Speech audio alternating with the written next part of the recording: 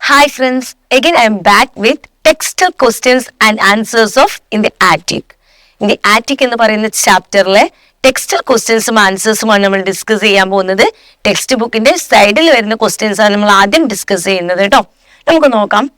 First question, what was the officer's attitude to Spillman? അല്ലെ, നമ്മുടെ സ്പിൽമാനോട് ആ കയറി വന്ന ഓഫീസർക്ക് അദ്ദേഹത്തോടുള്ള ആറ്റിറ്റ്യൂഡ് എന്തായിരുന്നു, സ്പിൽമാനോടുള്ള മനോഭാവം എന്തായിരുന്നു എന്നാണ്. നോക്കാം.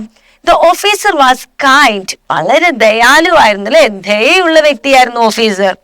ആൻഡ് കെയറിങ് ടുവേർഡ്സ് സ്പിൽമാൻ, അദ്ദേഹം സ്പിൽമാൻ എന്ത് ചെയ്തു, അദ്ദേഹം സ്പിൽമാനോട് വളരെ ദയോട് കൂടിയിട്ടും വളരെ കെയറിങ്ങോട് കൂടിയിട്ടും അല്ലെ, പരിഗണിക്കുക അല്ലെ, കെയറിങ് ചെയ്യുന്നുണ്ട് കേട്ടോ.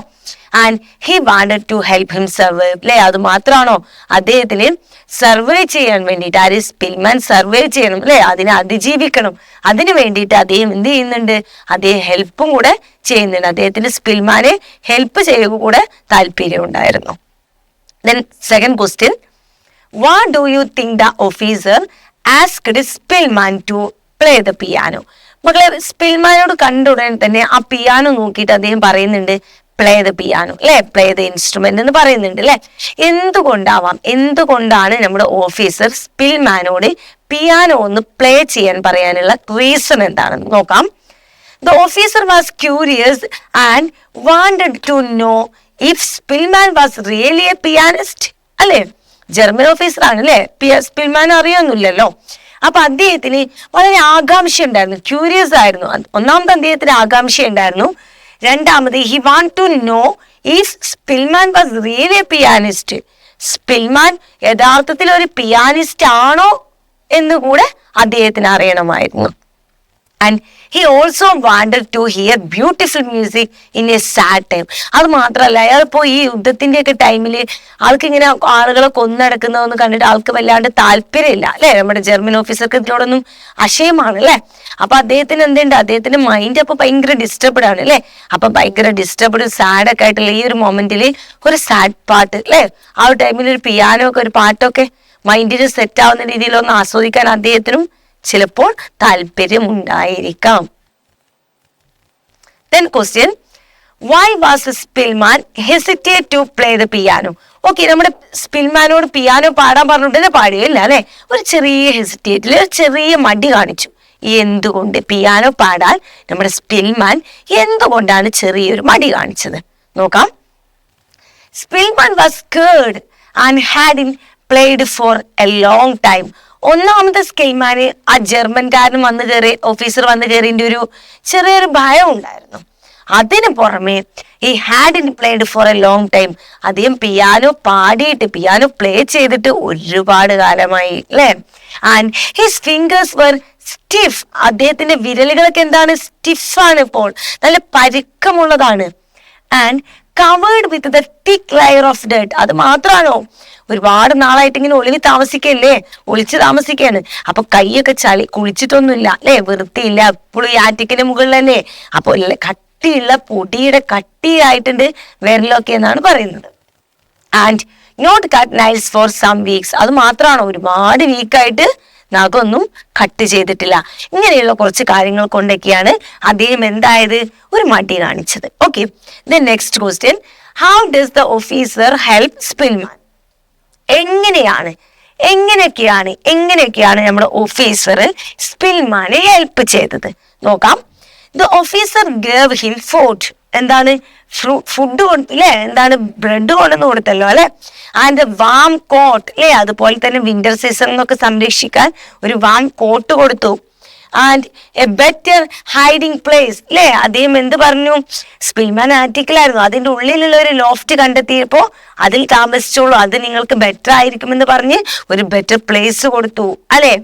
And he also gave him hope and support, വെറും സപ്പോർട്ടാണോ അല്ലെ, മെന്റൽ സപ്പോർട്ട് എന്ന് തന്നെ പറയാം. He also gave him hope and mental support അല്ലെ മക്കളെ, മെന്റൽ സപ്പോർട്ട് നല്ല പോലെ കൊടുത്തിട്ടുണ്ട് അല്ലെ, അദ്ദേഹത്തിന് പ്രതീക്ഷ കൊടുത്തിട്ടുണ്ട് അല്ലെ, ഒരു കുറച്ച് ദിവസം കൂടെ വെയിറ്റ് ചെയ്യൂ, അല്ലെങ്കിൽ അടുത്ത സ്പ്രിങ് ലേറ്റസ്റ്റ് ആയിട്ട് വരാൻ പോകുന്ന സ്പ്രിങ്ങോട് കൂടിയിട്ട് എന്ത് ചെയ്യും, ഇനി വരാൻ പോകുന്ന സ്പ്രിങ്ങോട് കൂടിയിട്ട് യുദ്ധം അവസാനിക്കും, നിങ്ങൾ കുറച്ചുകൂടെ വെയിറ്റ് ചെയ്യൂ. ഇങ്ങനെ പല രീതിയിലുള്ള സപ്പോർട്ടീവ് ആയിട്ടുള്ള വാക്കുകൾ പറഞ്ഞുകൊണ്ട് നമ്മുടെ സ്പിൻമാനെ ഹോപ്പുകൾ കൊടുത്തിട്ടുണ്ട്, പ്രതീക്ഷ കൊടുത്ത് സർവേ ചെയ്യാനുള്ള മെന്റൽ സപ്പോർട്ടും കൂടെ അദ്ദേഹം കൊടുത്തിട്ടുണ്ട്. ഓക്കെ,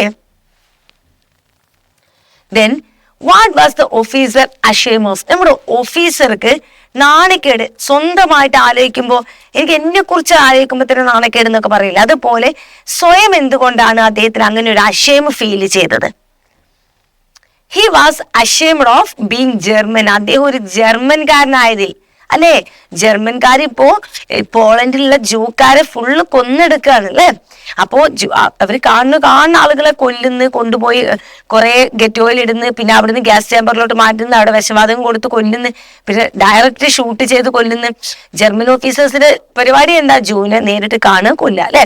അതുകൊണ്ട് തന്നെ അദ്ദേഹം ഒരു ജർമ്മൻകാരനാണെങ്കിൽ പോലും അദ്ദേഹം ഒരു നല്ല മനുഷ്യനായിരുന്നു.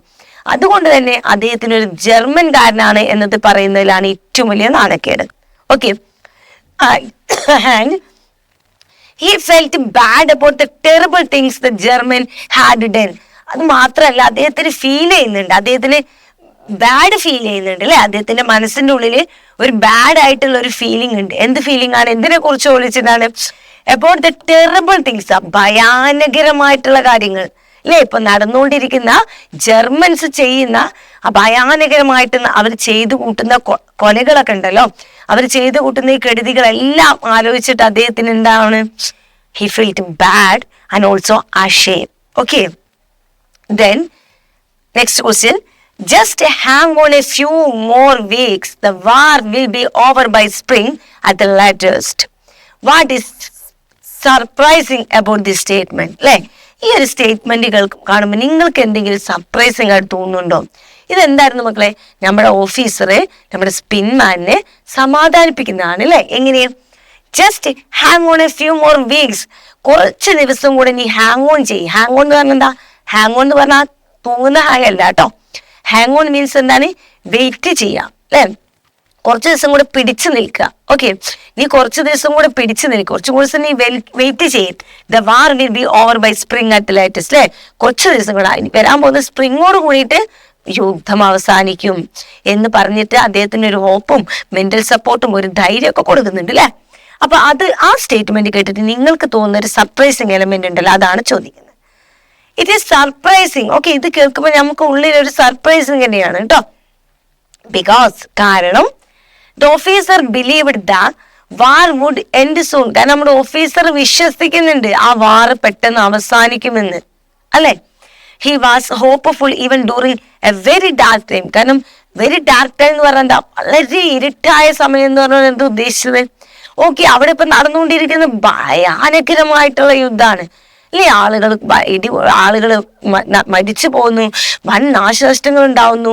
ഒരു മൂർധനാവസ്ഥയിൽ യുദ്ധം നിൽക്കുന്ന ആ ഒരു ബാഡ് ടൈമിൽ പോലും അദ്ദേഹം വളരെ പ്രതീക്ഷയോട് കൂടിയിട്ട് ചിന്തിക്കുകയാണ്.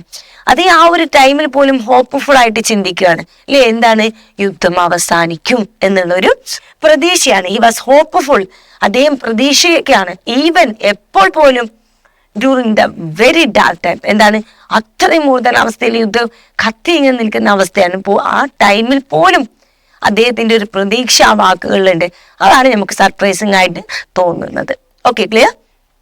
Then next question, what does the conversation between the officer and Spillman reveal about the bond between them? What does the conversation between the officer and Spillman? സ്പിൽമാനും ഓഫീസറും തമ്മിലുള്ള ഏത് കോൺവെർസേഷൻ കേട്ടപ്പോഴാണ് reveal about the bond between them, അവര് തമ്മിലുള്ള ആ ഒരു bond, അവർ തമ്മിലുള്ള ആ ബന്ധം, അല്ലെ?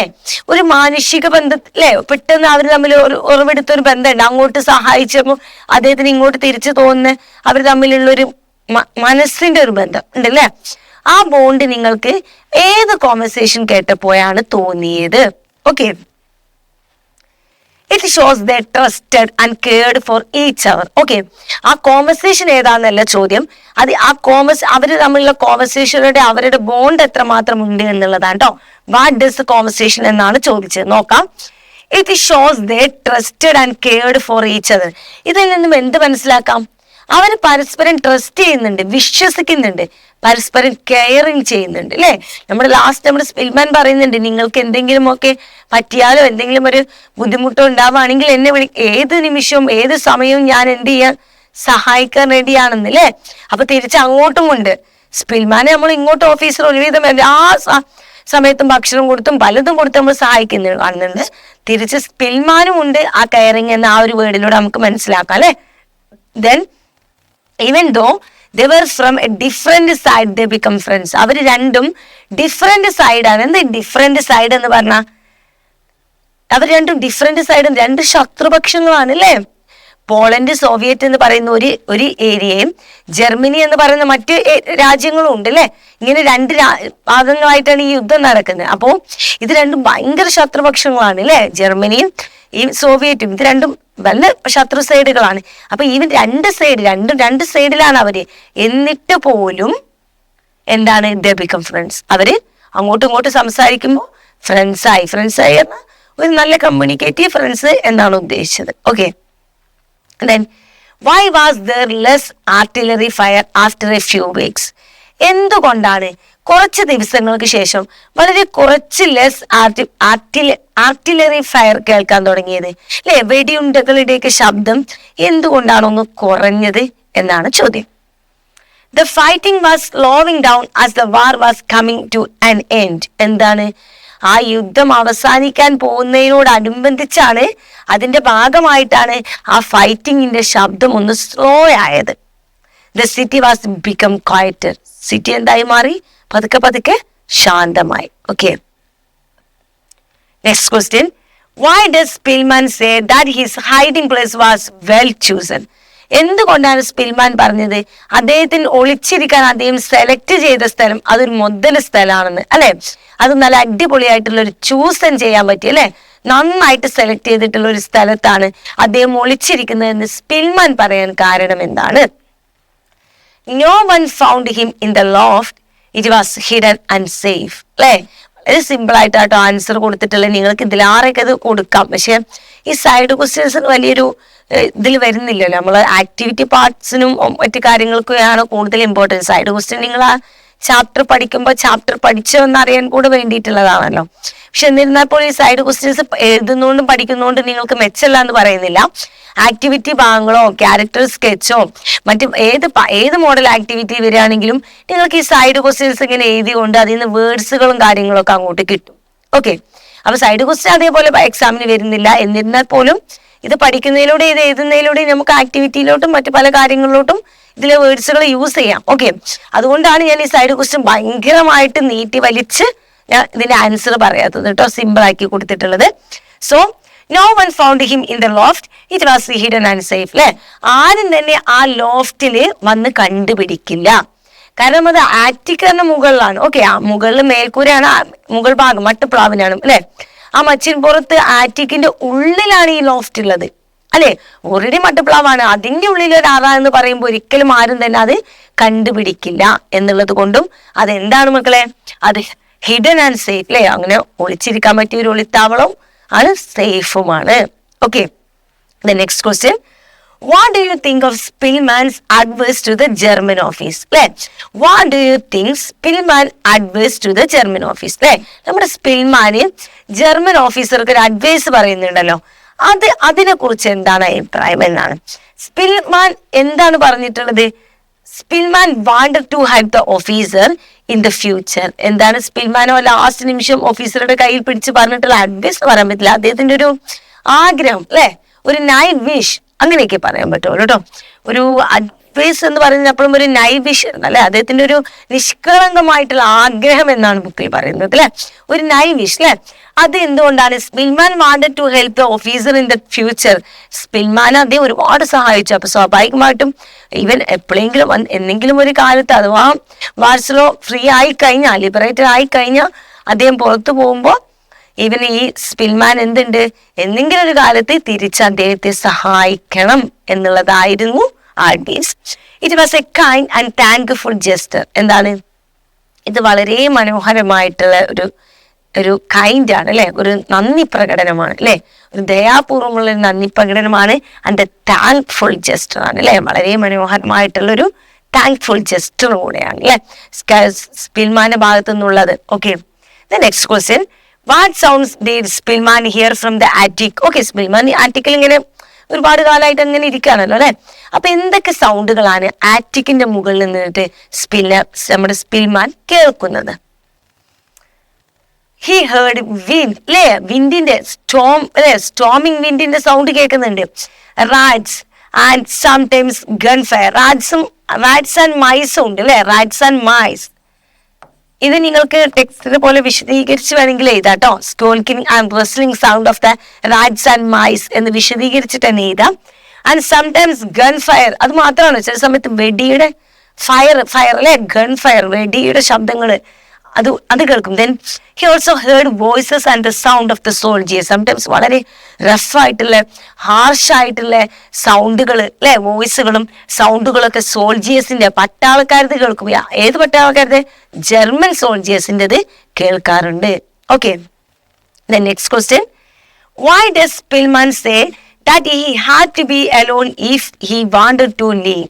അല്ലെ, എന്തുകൊണ്ടാണ് സ്പിൽമാൻ പറഞ്ഞത് ഒറ്റയ്ക്ക് ഞാൻ തനിയെയാണ്, ഞാൻ തനിയെ ആയിരിക്കണം, വേണം, എനിക്ക് തനിയെ ആയിരിക്കണം?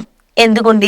If he wanted to live, എനിക്ക് ജീവിച്ചിരിക്കണമെങ്കിൽ ഞാൻ തനിയെ ആവുക തന്നെ വേണം എന്ന് പറയുന്നുണ്ട് അല്ലെ. ഞാൻ തനിയെ ആയിരിക്കുകയാണെങ്കിൽ മാത്രമേ എന്തുള്ളൂ, എനിക്ക് ജീവിച്ചിരിക്കാൻ പറ്റുകയുള്ളൂ എന്നൊരു മീനിങ്ങിലാണ് സ്പിൽമാൻ പറയുന്നത്. അതെന്തുകൊണ്ടാണ് എന്നാണ് നോക്കാം. He had to hide alone so no one would find him. സ്വാഭാവികമാണല്ലേ, കൂട്ടത്തോടെ നിന്ന് കഴിഞ്ഞാൽ പല സാധ്യതകളുമുണ്ട് ഒരാൾ ഒളിച്ചിരിക്കുമ്പോൾ കണ്ടുപിടിക്കാൻ. പക്ഷെ ആൾ തനിയാണെങ്കിലോ ഒരാളും കണ്ടുപിടിക്കില്ല. കാരണം ആ ലോഫ്റ്റിന്റെ ഉള്ളിൽ ഒരാൾ ഒറ്റയ്ക്ക് ഇരുന്നാൽ ഒരിക്കലും ഒരാൾക്കും പുറത്ത് നിന്ന് കണ്ടുപിടിക്കാൻ കഴിയില്ല. സോ അദ്ദേഹം എലോൺ ആയിട്ട് നിന്നാലാണ് അദ്ദേഹത്തിന് സേഫ് ആയിട്ട് നിൽക്കാൻ കഴിയുക എന്നാണ് അദ്ദേഹം ചിന്തിക്കുന്നത്. And being alone kept him safe. തനിയെ ഇരിക്കുന്നത് എന്താണ്? സേഫ് ആണ്. Next question, what were the radio announcement about? അല്ലെ, അദ്ദേഹം ഒരു റേഡിയോ അനൗൺസ്മെന്റ് കേട്ടു അല്ലെ, റേഡിയോയിൽ ഒരു അനൗൺസ്മെന്റ് കേട്ടു. അതെന്തായിരുന്നു? They said that Germany was defeated. അവരെന്താണ് പറഞ്ഞത്? അവരെന്താണ് പറഞ്ഞത്? Germany was defeated. Germany defeated ആയിരിക്കുന്നു, പരാജയപ്പെട്ടിരിക്കുന്നു. And now Warsaw was free. ഇപ്പോ അവരുടെ പ്ലേസ് ഇല്ലേ വാർസോ, വാർസോ എന്തായിരിക്കുന്നു? ഫ്രീ ആയിരിക്കുന്നു, സ്വതന്ത്രമായിരിക്കുന്നു. It was a message of the hope and freedom. അതൊരു പ്രതീക്ഷയുടെയും സ്വതന്ത്രത്തിന്റെയും മെസ്സേജ് ആയിരുന്നു. Clear? Then how does Spillman survive the freezing cold? ആ തണുത്ത മരവിച്ച ആ തണുപ്പ് കാലത്തെ എങ്ങനെയാണ് നമ്മുടെ സ്പിൽമാൻ ഓവർകം ചെയ്തത്, അല്ലെങ്കിൽ അതിനെ എങ്ങനെയാണ് അദ്ദേഹം സർവൈവ് ചെയ്ത് മുന്നോട്ട് പോയത്? The officer gave him a warm coat and blanket. നമ്മുടെ ഓഫീസർ ഒരു വാം ആയിട്ടുള്ള ഒരു കോട്ടും ഒരു ബ്ലാങ്കറ്റും അദ്ദേഹത്തിന് കൊടുത്തിട്ടുണ്ടായിരുന്നു. And also gave more food. അല്ലേ, എപ്പോഴും കൊടുക്കുന്ന കൂടുതൽ ഫുഡ് അദ്ദേഹത്തിന് കൊടുത്തിട്ടുണ്ടായിരുന്നു. This helped him stay warm in the winter. ഈ കാര്യങ്ങളൊക്കെയാണ് അദ്ദേഹത്തെ ആ ഒരു വിന്ററിലും സേഫ് ആയിട്ടിരിക്കാൻ സഹായിച്ചത്. Next question, what information did Spillman hope to gather? Okay, എന്ത് ഇൻഫർമേഷൻ ആണ് നമ്മുടെ സ്പിൽമാന് ഒരു പ്രതീക്ഷ കൊടുത്തത്? He wanted to know if the war was over and if it was safe outside. He listened to of our people and voices. അല്ലെ, അദ്ദേഹത്തിന് യുദ്ധം അവസാനിപ്പിച്ചു, യുദ്ധം കഴിഞ്ഞിരിക്കുന്നു, പുറത്ത് സേഫ് ആണ്, ഇങ്ങനെയുള്ള കാര്യങ്ങളൊക്കെ കേട്ടപ്പോൾ അദ്ദേഹത്തിന് എന്തായി? അദ്ദേഹത്തിനൊരു പ്രതീക്ഷയായി. Why does the woman cry out when she sees Spillman? Why does the woman cry out when she sees Spillman? സ്പിൽമാനെ കണ്ടപ്പോൾ എന്തുകൊണ്ടാണ് ആ ലേഡി ഉറക്കെ അലറി വിളിച്ച് കരഞ്ഞത്? She thought he was a German soldier. അവൾ എന്താ ചിന്തിച്ചത്? അതൊരു ജർമ്മൻ പട്ടാളക്കാരനാണെന്ന്. അതുകൊണ്ടാണ് അവൾ അലറിയത്. And his coat made him look like one. അല്ലെ, അദ്ദേഹത്തിന്റെ കോട്ട് അതുപോലെ ഒന്നായിരുന്നു. ജർമ്മൻ പട്ടാളക്കാരിടുന്ന പോലത്തെ ഒരു കോട്ടായിരുന്നു അദ്ദേഹം ഇട്ടിരുന്നത്. Next question, what is the absurd situation Spillman found himself? അല്ലേ, ലാസ്റ്റ് സ്പിൽമാൻ ഫേസ് ചെയ്ത ആ ഒരു വിഡ്ഢിത്തം അല്ലെ, അസംബന്ധമായിട്ടുള്ള, ഒട്ടും തന്നെ പ്രതീക്ഷിക്കാതെ, ബോധമില്ലാത്ത രീതിയിലുള്ള ഒരു അവസ്ഥ എന്നൊക്കെ പറയില്ലേ, ഒട്ടും പ്രതീക്ഷിക്കാതെ വളരെ അബദ്ധമായിട്ടുള്ള ഒരു അബ്സേർഡ് ആയിട്ടുള്ള വിഡ്ഢിത്തം, വളരെയധികം എന്താ പറയാ, ഒരു അന്തമില്ലായ്മ തോന്നുന്ന രീതിയിലുള്ള ഒരു സാഹചര്യം എന്നൊക്കെ പറയില്ലേ, അത് എന്തായിരുന്നു അദ്ദേഹം ഫേസ് ചെയ്തത്? He was almost shot by Polish soldiers who thought he was a German. എന്താണ് അദ്ദേഹത്തെ ഏകദേശം എന്താണ് പോളിഷ് സോൾജിയേഴ്സ്, അദ്ദേഹത്തിന്റെ സ്വന്തം നാട്ടുകാർ, സ്വന്തം രാജ്യത്തിലുള്ള പോളിഷ് സോൾജിയേഴ്സ് അദ്ദേഹത്തെ വെടിവെക്കാനായിട്ടുണ്ടായിരുന്നു, അദ്ദേഹം ഒരു ജർമ്മൻകാരനാണെന്ന് കരുതിക്കൊണ്ട്. This happened right after the city was near to free. അത് എപ്പോഴും സംഭവിക്കാൻ പോകുന്നേ, ഇത്രയും കാലം വളരെയധികം ബുദ്ധിമുട്ടുകളൊക്കെ സഹിച്ച് ഇന്നല്ലെങ്കിൽ നാളെ ഫ്രീ ആയിട്ട് എനിക്ക് എൻ്റെ രാജ്യത്തിലൂടെ പിയാനോ പാടാൻ കഴിയും, നടക്കാൻ കഴിയുമെന്നൊക്കെ പ്രതീക്ഷിച്ച് നിന്നിട്ട് സ്വന്തം രാജ്യം ഫ്രീഡം കിട്ടുന്ന ആ ഒരു മൊമെന്റില് ആ രാജ്യത്തിലെ പട്ടാളക്കാരുടെ കയ്യിൽ നിന്ന് വെടിയുണ്ടകളേറ്റു വേണ്ടി മരിക്കേണ്ടി വരുമെന്നുള്ളൊരു സാഹചര്യം വരുന്നുണ്ടല്ലോ, അതാണ് അബ്സേർഡ് സിറ്റുവേഷൻ എന്ന് പറയുന്നത്. ഓക്കെ, ഇത് ടെക്സ്റ്റൽ ക്വസ്റ്റ്യൻസും അതിന്റെ ടെക്സ്റ്റ് ബുക്കിന്റെ ചാപ്റ്ററിന്റെ സൈഡിൽ വരുന്ന ക്വസ്റ്റ്യൻസും ആൻസേഴ്സുമാണ് നമ്മളിപ്പോൾ ഡിസ്കസ് ചെയ്തത്. ഇനി നമുക്ക് നമ്മുടെ ആക്ടിവിറ്റി പാർട്ടിലോട്ട് കിടക്കാം അല്ലെ. നമ്മുടെ ടെക്സ്റ്റ് ബുക്കിലെ ആക്ടിവിറ്റി പാർട്ടിലോട്ട് ഒരുപാട് ആക്ടിവിറ്റി ഒന്നും കേട്ടോ, ഒരു 5-6 ആക്ടിവിറ്റി സിമ്പിൾ ആയിട്ടുള്ളതേ ഉള്ളൂ. അപ്പൊ ഈ ആക്ടിവിറ്റി പാർട്ടിൽ ഫസ്റ്റ് വരുന്നത് എന്താണ്, ഒരു 8 ക്വസ്റ്റ്യൻസ് ആണ് അല്ലെ. അപ്പൊ ആ ക്വസ്റ്റ്യൻസ് നമുക്കൊന്ന് ഡിസ്കസ് ചെയ്യാം. ആക്ടിവിറ്റീസിലെ ലെറ്റ്സ് റിവൈൻഡ് എന്ന് പറയുന്ന part. Okay, activities let's rewind. Okay, first question. ഇത് ഒരു പക്ഷേ ടെക്സ്റ്റ് ബുക്കിലെ സൈഡ് ക്വസ്റ്റ്യൻ കുറച്ച് കൂടുതൽ നമ്മൾ വിവരം കൊടുക്കേണ്ട ക്വസ്റ്റ്യൻസ് ആണ് കേട്ടോ. നോക്കാം. First question, why does the German officer help Spillman and save his life? എന്തുകൊണ്ടാണ് നമ്മുടെ ജർമ്മൻ ഓഫീസർ സ്പിൽമാനെ ഹെൽപ്പ് ചെയ്തതും അദ്ദേഹത്തിന്റെ ലൈഫ് സേവ് ചെയ്യണമെന്നൊക്കെ ചിന്തിച്ചത് എന്തുകൊണ്ടാവാം? നോക്കാം മക്കളെ, എന്താവാം? Answer, the German officer helps Spillman because, കാരണം he feels sympathy for him. അല്ലേ, നമ്മുടെ ചാപ്റ്ററിന്റെ മെയിൻ ആണല്ലേ സിമ്പതി, കൈൻഡ്നെസ് അല്ലേ, ഇതൊക്കെയാണല്ലോ നമ്മുടെ ചാപ്റ്ററിന്റെ തീം. അത് തന്നെ എങ്ങനെയൊക്കെ ചോദിച്ചു കഴിഞ്ഞാൽ ആ തീം അങ്ങ് എഴുതി കൊടുക്കുക. ഓക്കെ, അപ്പൊ എന്താണ്, he feels sympathy for him അല്ലേ, അദ്ദേഹത്തിന് നമ്മുടെ സ്പിൽമാനോട് സിമ്പതി തോന്നുകയാണ്, ദയ, കരുണ അല്ലേ, അദ്ദേഹത്തിന് ഭാവം തോന്നുകയാണെന്നൊക്കെ പറയില്ല, അതേപോലെ അദ്ദേഹത്തിന് സിമ്പതി തോന്നുകയാണ്. And is against the cruelty of the Nazis. അത് മാത്രമല്ല, അദ്ദേഹം ആർക്കെതിരെയായിരുന്നു?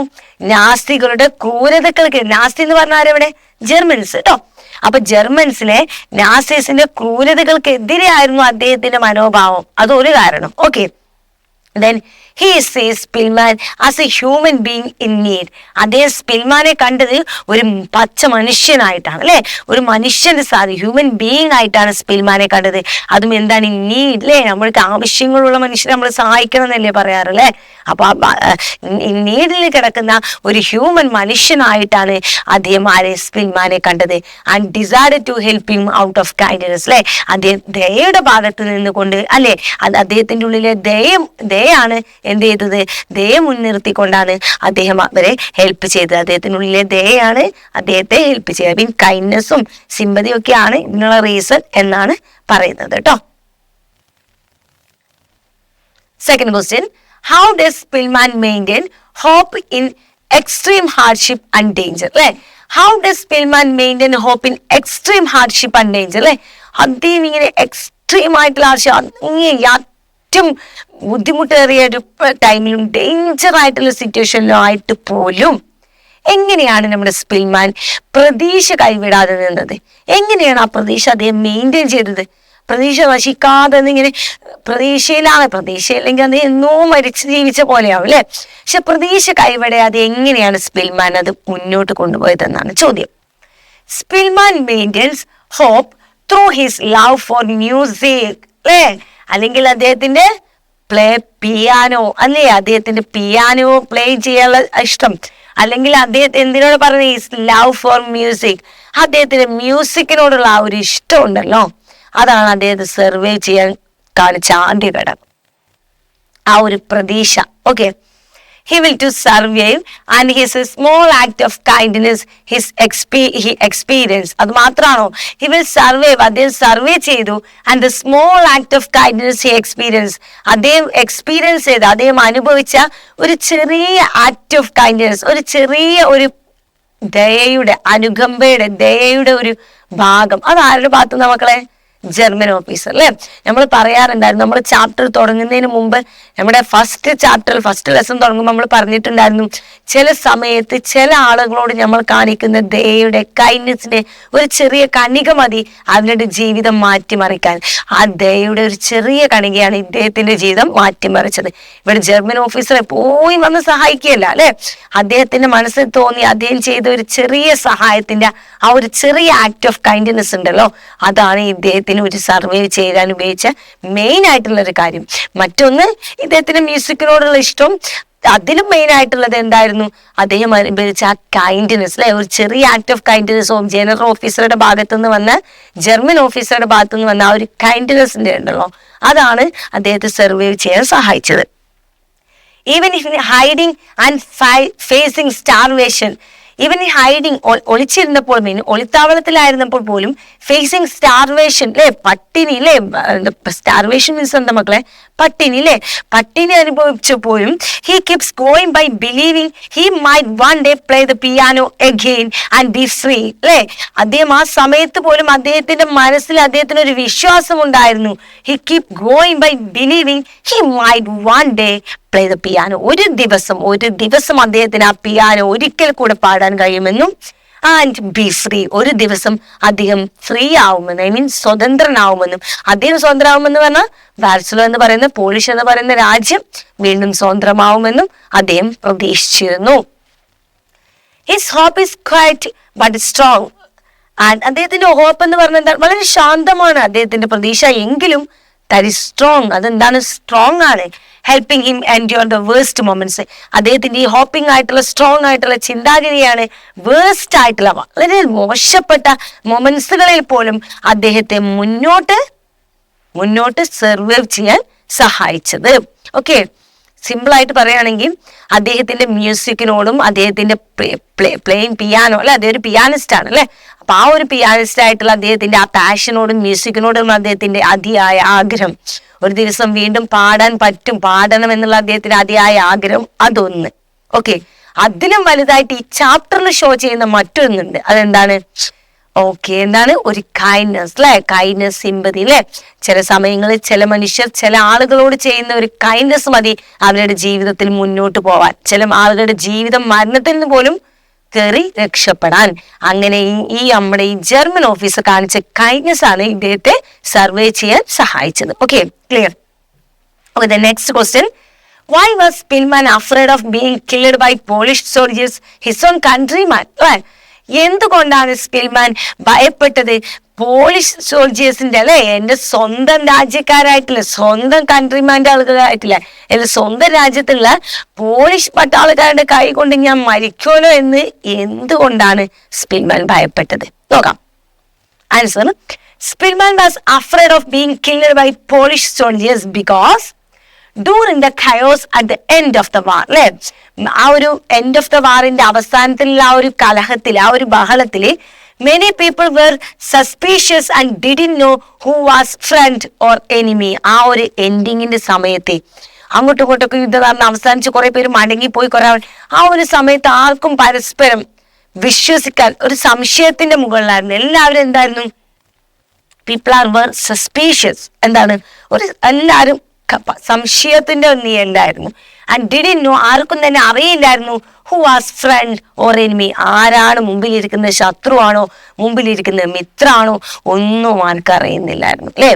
ആര് വെടിവെക്കും, ആര് തല്ലിക്കൊല്ലും എന്ന് പറയുന്ന ഒരു അവസ്ഥ അല്ലെ, ആര് വിശ്വസിക്കണമെന്ന് അറിയുന്നില്ല. ഒരു യുദ്ധം കഴിഞ്ഞ് കുറച്ചു കാലത്തോളം ആ നാട്ടിലുള്ള ആളുകൾക്ക് ആ ഭീതി ഉണ്ടാവും അല്ലെ.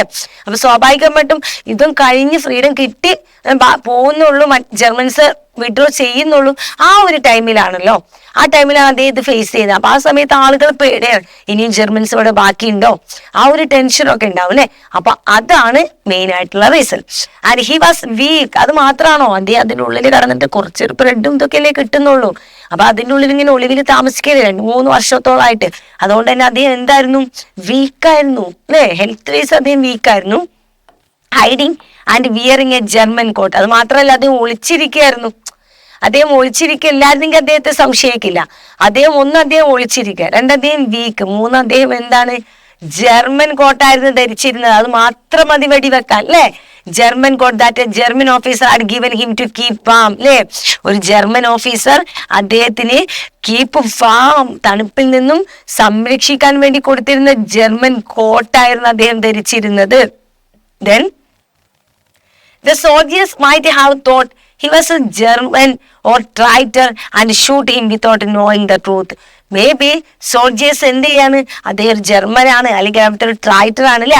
ആ സമയത്ത് ഇങ്ങനെ ജർമ്മൻകാരും അവരുടെ ചാരന്മാരും അങ്ങനെ പല ആളുകളുണ്ടാവും. അതൊക്കെയാണെന്ന് വിചാരിച്ച് ഒരിക്കലും ആ സത്യം അറിയാതെ അവർ ഷൂട്ട് ചെയ്യും എന്നുള്ളൊരു ഭയമുണ്ടല്ലോ, ആ ഭയമാണ് ആ പറയുന്നത്. Clear? Next, how do luck, chance and human kindness helps Milman to survive? How do luck, ഭാഗ്യം, ലക്ക് ഭാഗ്യം, ചാൻസ് അല്ലെ. ചില ആളുകൾക്ക് ഭയങ്കര ചാൻസ്, ചില ആളുകൾക്ക് ചില ചാൻസിൽ അങ്ങോട്ട് രക്ഷപ്പെട്ട് കയറിപ്പോവും അല്ലെ. അങ്ങനെയുള്ള ഒരു ചാൻസ്, അവസരം അല്ലെ. ഹ്യൂമൻ കൈൻഡ്നെസ് എന്താണ്? മനുഷ്യത്വം, മനുഷ്യൻ അല്ലെ. ഹ്യൂമൻ കൈൻഡ്നെസ് മനുഷ്യന്റെ ഒരു അനുകമ്പ, മനുഷ്യത്വം എന്ന് പറയുന്ന ഒരു ഭാഗം ഉണ്ട് അല്ലെ. ഒരു ദയ എന്ന് പറയുന്ന ഒരു ഭാഗം. ഇത് മൂന്നും എങ്ങനെയാണ് നമ്മുടെ സ്പിൽമാനെ സർവൈവ് ചെയ്യാൻ അല്ലെ, അതിജീവിക്കാൻ സഹായിച്ചത്? സർവൈവ് ചെയ്യാൻ എന്ന് പറഞ്ഞാൽ എന്താ മക്കളെ? അതിജീവിക്കാൻ സഹായിച്ചത്. നോക്കാം ഈ ഘടകങ്ങളൊക്കെ നമ്മുടെ സ്പിൽമാനെ സഹായിച്ചിട്ടുണ്ടോ എന്ന് നോക്കാം. Luck, chance and human kindness play a big role in Spillman survive അല്ലെ. ഇത് മൂന്നും തന്നെ നമ്മുടെ സ്പിൽമാന്റെ അതിജീവനത്തിൽ ഒരു വലിയ റോള് തന്നെ ചെയ്തിട്ടുണ്ടെന്നാണ് പറയുന്നത്. He escaped death many times by pure luck, like missing deportation or avoiding bombs അല്ലെ. അത് അദ്ദേഹം പലപ്പോഴും ഭാഗ്യം കൊണ്ട് രക്ഷപ്പെട്ടിട്ടുണ്ടെന്നാണ് പറയുന്നത്. എങ്ങനെയാ വെച്ചാൽ ഈ ഡിപ്പോർട്ടേഷൻസ്, അവരെ ഈ വംശഹത്യ, നരഹത്യൊക്കെ പോലത്തെ ഡിപ്പോർട്ടേഷൻസ് ഒക്കെ ഉണ്ടാവില്ല, ആ ഒരു ഇതിൽ നിന്നൊക്കെ അദ്ദേഹം രക്ഷപ്പെട്ടിട്ടുണ്ട്. നാട് കടത്ത ഇങ്ങനെയുള്ള പരിപാടി ഉണ്ട്. അതുപോലെ അവോയ്ഡിങ് ബോംബ് അല്ലെ, ബോംബൊക്കെ പൊട്ടിക്കാൻ യുദ്ധത്തിന്റെ സമയത്താണല്ലോ. അപ്പൊ ഇങ്ങനെയുള്ള കാര്യങ്ങളിലൊക്കെ ജസ്റ്റ് ലക്കിന് അദ്ദേഹം രക്ഷപ്പെട്ടിട്ടുണ്ട്. And strangers both Jews and non Jews help him by giving food and hiding place and support. അതുപോലെ ജ്യൂസ് ആയിട്ടുള്ള ആളുകളും നോൺ ജ്യൂസ് അല്ലെ, നമ്മുടെ ഓഫീസറൊക്കെ നോൺ ജ്യൂസിൽ പെടുമല്ലോ. അങ്ങനെ അവരുടെ ഇതിൽ പെടുന്ന ആളുകളും അവരിൽ പെടാത്ത ആളുകളും ഫുഡ് കൊടുത്തിട്ടുണ്ട്, ഹൈഡിങ് പ്ലേസ് കൊടുത്ത് സപ്പോർട്ടൊക്കെ ചെയ്ത് ഒരുപാട് കാര്യങ്ങൾ അദ്ദേഹത്തിന് ചെയ്തു കൊടുത്തിട്ടുണ്ട്. The German officer kindness at the end is also a key moment that helps him live അല്ലേ. നമ്മുടെ ജർമ്മൻ ഓഫീസറിന്റെ ആ ഒരു കൈൻഡ്നെസ് ഉണ്ടല്ലോ, ആ അദ്ദേഹത്തിന് തോന്നിയിട്ടുള്ള ആ ഒരു ദയ, കരുണ, അത് അദ്ദേഹത്തിന്റെ ലൈഫില് ഒരു കീ മൊമെന്റ്സ് തന്നെയാണെന്നാണ് പറയുന്നത്. അദ്ദേഹത്തിന്റെ ലൈഫിലെ ഒരു മറക്കാനാവാത്ത ഒരു ഇമ്പോർട്ടന്റ് ആയിട്ടുള്ള ഒരു കാര്യം തന്നെയാണ് അദ്ദേഹം, ആ ജർമ്മൻ ഓഫീസർ അദ്ദേഹത്തോട് കാണിച്ച കൈൻഡ്നെസ്സും. Without this unexpected act luck breaks he might not have a survived അല്ലെ. ഇങ്ങനെയുള്ള ഈ എല്ലാ കാര്യങ്ങളും ലക്കും എല്ലാം കൂടെ ഉണ്ടായിട്ടാണ് അദ്ദേഹം എന്ത് ചെയ്തത് മക്കളെ? സർവേ ചെയ്ത്. ഒന്നുമില്ലായിരുന്നെങ്കിൽ അദ്ദേഹത്തിന് സർവേ ചെയ്യാൻ സാധിക്കില്ലായിരുന്നു അല്ലെ. കാരണം ലക്കൊക്കെ അല്ലെ, അദ്ദേഹം ജർമ്മൻ ഓഫീസറിന്റെ കോട്ടിട്ട് വരുമ്പോ താഴെയുള്ള ആളുകള് ഒന്നും പറയാനും നിൽക്കുന്നില്ല. അവര് നേരെ എന്ത് ചെയ്യാണ്? ഷൂട്ട് ചെയ്യാണ് അല്ലെ. ഒറ്റയ്ക്ക് ഷൂട്ട് ചെയ്ത് അദ്ദേഹത്തെ കണ്ടുടനെ ഷൂട്ട് ചെയ്തിട്ട് അദ്ദേഹത്തിന് കൊണ്ടോ ഇല്ല. അദ്ദേഹത്തിന് ഭാഗ്യം കൊണ്ട് അത് എവിടെ കൊണ്ട്? അദ്ദേഹത്തിന് തൊട്ടപ്പുറത്തുള്ള ചുമരമലാണ്. അപ്പൊ അദ്ദേഹത്തിന് ലക്കില്ലേ? ലക്ക് ഉണ്ട് കേട്ടോ. അപ്പൊ ലക്ക്, ചാൻസ്, ഇങ്ങനെയുള്ള ഒരുപാട് കാര്യങ്ങൾ, ഹ്യൂമൻ കൈൻഡ്നസ്, ഇതെല്ലാം തന്നെ അദ്ദേഹത്തിന്റെ അതിജീവനത്തിന് അദ്ദേഹത്തെ സഹായിച്ചിട്ടുണ്ട്. Then fifth question, was it risky for the German officer to help Spillman? Why? നമ്മുടെ ജർമ്മൻ ഓഫീസറെ സ്പിൽമാനെ സഹായിക്കുന്നത് അദ്ദേഹത്തിന് റിസ്ക് അല്ലേ? അത് അദ്ദേഹത്തിന് അപകടം ചെയ്യില്ലേ? എന്തുകൊണ്ട് നോക്കാം. Yes, it was very risky for the German officer to help Spillman. അതെ, വളരെ റിസ്ക് ആണ് ഒരു ജർമ്മൻ ഓഫീസറെ നമ്മുടെ സ്പിൽമാനെ സഹായിക്കുക എന്ന് പറഞ്ഞാൽ അദ്ദേഹത്തിന്റെ ലൈഫിൽ, സ്പിൽമാന്റെ ലൈഫിലല്ല, ജർമ്മൻ ഓഫീസർക്ക് അതെന്താണ്? വളരെ വലിയ റിസ്ക് തന്നെയാണ്. കാരണം if other soldiers or Nazi officials had found out, he could have been punished, imprisoned or even executed for helping Jew. If other soldiers or Nazi officials, മറ്റ് ജർമ്മൻ സോൾജിയേഴ്സ്, പട്ടാളക്കാരോ അതുപോലെ Nazi officers, ജർമ്മൻസിന്റെ പട്ടാള ടീമിനാണ് ഈ Nazi എന്ന് പറയുന്നത് കേട്ടോ. അപ്പൊ Nazi ഓഫീഷ്യൽസോ had found him, അദ്ദേഹം ഈ സഹായിക്കുന്നത് കണ്ടിരുന്നെങ്കിൽ he could have been punished, തീർച്ചയായിട്ടും അദ്ദേഹത്തെ പണിഷ് ചെയ്യപ്പെടുമായിരിക്കും. ഓക്കെ, സാധ്യതയായിട്ടോ പറഞ്ഞത്. ഇങ്ങനെ ആരെങ്കിലും അദ്ദേഹം സഹായിക്കുന്നത് കണ്ടിട്ടുണ്ടെങ്കിൽ അദ്ദേഹം പണിഷ്മെന്റ് അദ്ദേഹത്തിന് കിട്ടും, അദ്ദേഹത്തെ ഇംപ്രിസൺഡ് ജയിലിലാക്കപ്പെടാൻ സാധ്യതയുണ്ട്, ഓർ ഈവൻ എക്സിക്യൂട്ട്, ഈവൻ ചിലപ്പോൾ തൂക്കിയേൽക്കും, അല്ലെ, തൂക്കിക്കൊല്ലും ഫോർ ഹെൽപ്പിംഗ് എ ജൂ. ഒരു ജൂവിനെ സഹായിക്കുക എന്നുള്ളത് ജർമ്മൻ ഓഫീസറെ സംബന്ധിച്ചിടത്തോളം ഒട്ടും ചെയ്യാൻ പറ്റുന്ന കാര്യമില്ല. അവരുടെ അഭിപ്രായത്തിൽ ചിലപ്പോൾ രാജ്യദ്രോഹിക്കായിരിക്കും, അല്ലെ. അപ്പോ ഇങ്ങനെ ഇത്രയും റിസ്ക് ഉണ്ട്, അല്ലെ. ഒരു ജർമ്മൻ ഓഫീസർ ജൂവിനെ സഹായിച്ചാൽ അദ്ദേഹത്തിന് പണിഷ്മെന്റ് ഉണ്ടാവും, ചിലപ്പോൾ ജോലി എന്ന് പറഞ്ഞേക്കും, ജയിലിലിടും, ചിലപ്പോൾ തൂക്കിക്കൊല്ലുകയല്ലേ ചെയ്യും. ഇത്രയും വലിയ റിസ്ക് ആണ് ഒരു ജർമ്മൻ ഓഫീസറെ സംബന്ധിച്ചിടത്തോളം ഇങ്ങനെയുള്ള ഒരു സഹായം ചെയ്താൽ. So his action were very brave and dangerous. So അദ്ദേഹം ഈ ചെയ്ത പ്രവൃത്തി തീർച്ചയായിട്ടും വളരെ ബ്രേവ് ആണ്, അല്ലെ. എന്താണ് ബ്രേവ് പറഞ്ഞാൽ? ധീരത അറിയിക്കുന്നതാണ്. ആൻഡ് ഡേഞ്ചറസ്, വളരെ അപകടകരമായിട്ടുള്ള ഒരു കാര്യം കൂടിയാണ്. Six question, why is Spillman's memorial classified as a survival testimony?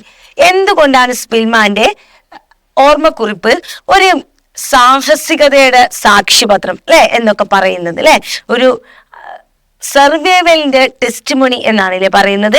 എന്താണത്? ഒരു സാഹസികതയുടെ, ഒരു അതിജീവനത്തിന്റെ സാക്ഷ്യപത്രം എന്നൊക്കെയാണ് പറയുന്നത്, അല്ലെ.